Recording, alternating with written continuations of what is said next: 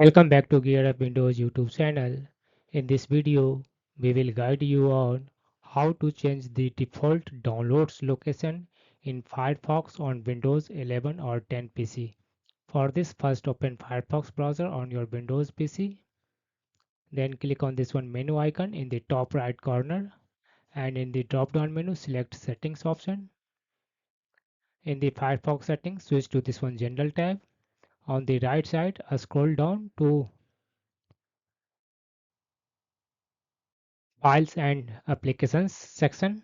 Here you will find Save Files to.